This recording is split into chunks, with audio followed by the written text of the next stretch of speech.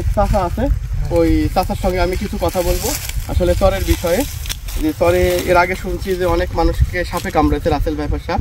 তো চাচা এই চরে কাজ করে, যে চাচার সাথে আমি একটু কথা বলবো। যে চাচা আপনি একটু বলেন যে আসলে এখানে চরে রাসেল ভাইপার সাপ মানুষকে কি সত্যি মরেছে তো? মরেছে না? কতজন মারা গেছে? কতজন না, একজনে মারা গেছে আমার গ্রামে। একজনে না? আর এমনিতে একজন মারা গেছে, আর এমনিতে মানে অনেক লোক তো কামড় খাইছে, মারা অসুস্থ এরকম আছে না? অসুস্থ তো দেখা যাচ্ছে না। না এর আগে মানে এর আগে হয়েছে না? আর একজন মারা গেছে। তাহলে কথাটা কি সত্য না? সত্য না? আপনি তো এখানকার স্থানীয়, তাই না? হ্যাঁ। তো আমরা আসছিলাম চাচা, আসলে এই চরের মানে শুনছিলাম যে এর আগে অনেক মানুষকে রাসেল ভাইপার সাপ মানে আহত করছে, কেউ মারা গেছে। এই কথাটা আসলে ওই কামড় মারলে আর বাঁচেনি, কেউ বাঁচে না? না কামড় মারলে আর বাঁচে না। আচ্ছা, সব মরে যায়। ওই মাছ মারা তো কয়জন মরে গেছে।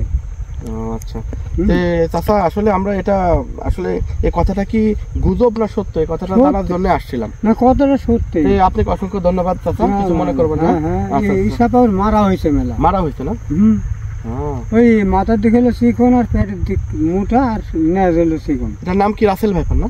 Russell viper. একটু সাবধানে কাজ কাম করবেন। সাবধানে তো করছি, কারণ এইসব জায়গাতে তো অনেক বেশি থাকে, আমাদেরও ভয় লাগছে। আল্লাহ কি করে। আচ্ছা কাকা, কাজ করেন। ঠিক আছে, আসসালামু আলাইকুম। আসসালামু আলাইকুম ভাই। ওয়ালাইকুম আসসালাম। ভালো আছেন ভাই? আলহামদুলিল্লাহ। ভাই কি খবর? এই তো আলহামদুলিল্লাহ ভাই। আমি আসলে আসছিলাম সেই পদ্মার ওপার থেকে।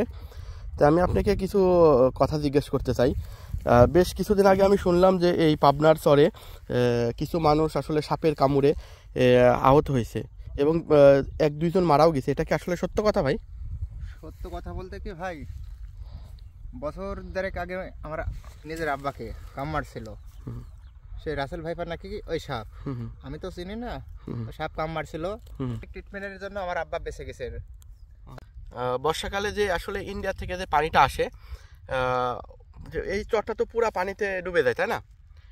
এই মনে করেন যে পুরোপুরি তো ডুবে না, পুরোপুরি ডুবলে তো থাকতো না গো। মানে কিছু কিছু জায়গা মোছা আছে, ওই সব জায়গাতে মনে করেন সব জমিতে আশ্রয় নাই। ওই কুশরের মধ্যে মনে করেন যে কুশরের সাথে জড়িয়ে থাকে। তার মানে উঁচু জায়গা থাকে, সম্পূর্ণ ডুবে যায় না। আপনাকে অসংখ্য ধন্যবাদ ভাই, ধন্যবাদ আসলে এই পরামর্শটা দেওয়ার জন্য। আমিও আসছি ভাই অনেক দূর থেকে, আসলে এই সঠিক তথ্যটা জানার জন্য যে এখানে আসলে পদ্মার চরে আসলে কি রাসেল ভাইপার সাপ আছে না এটা আসলে গুজব। তো ভাই আপনি এখানে স্থানীয় একজন কৃষক, আপনি হয়তো কৃষক বা যাই হোক কৃষক একজন আপনি, তো আপনার মুখ থেকে শুনলাম ভাই আসলে কথাটা সত্য। তো আপনাকে অসংখ্য ধন্যবাদ ভাই। আসসালামু আলাইকুম।